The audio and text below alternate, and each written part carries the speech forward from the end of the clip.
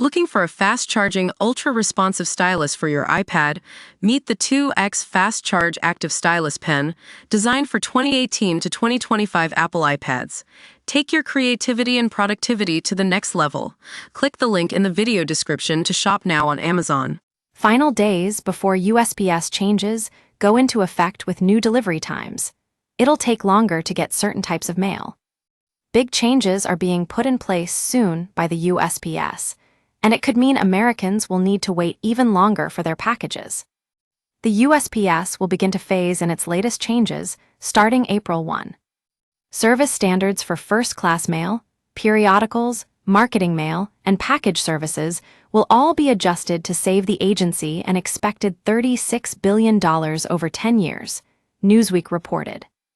According to the USPS, the majority of first-class mail customers won't notice a difference in delivery service. However, 11% of customers will experience slower delivery times by a few days. The agency promised that all delivery times would be within the 1 to 5 day promised time frame. Under the new changes, postal workers can leave facilities earlier to travel longer distances to deliver mail.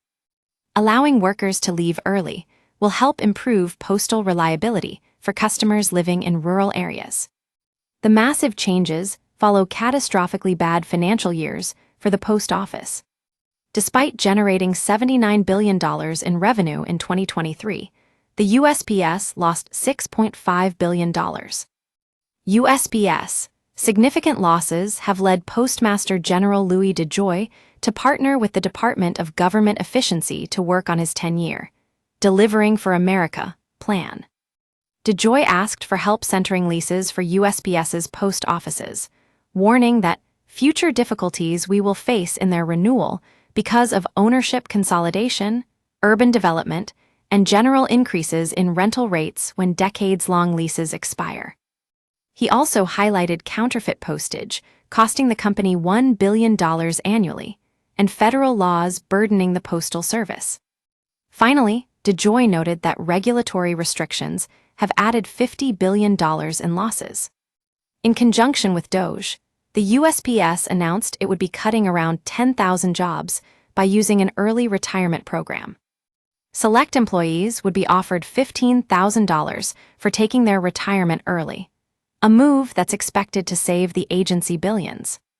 In a letter to Congress, DeJoy wrote, "DOJ is the only other game in town that seems oriented toward helping us to achieve our efficiency and cost goals." The postmaster warned that the USPS is a broken organization, and a lot needs to be done to fix it. The United States Postal Service is facing customer complaints as the mail agency struggles to stay afloat amid workforce cuts and financial loss. Customers were recently warned about major disruptions as mail carriers were assigned new duties under a new plan by the Trump administration. Other residents were slapped with unexpected bills and fees after their mail was delivered late for months. The USPS also admitted the reason why packages stopped being delivered to certain homes in rural areas. The agency gave a pitiful 5-word response to homeowners after they didn't receive mail for 2 months. They were also forced to respond after mail sat untouched at a key processing hub for weeks.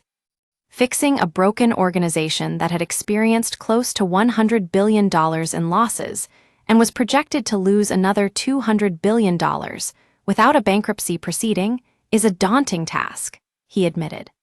Fixing a heavily legislated and overly regulated organization as massive, important, cherished, misunderstood, and debated as the United States Postal Service, with such a broken business model, is even more difficult.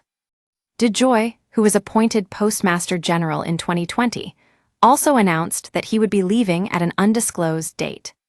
"It has been one of the pleasures of my life and a crowning achievement of my career to have been associated with this cherished institution," he said.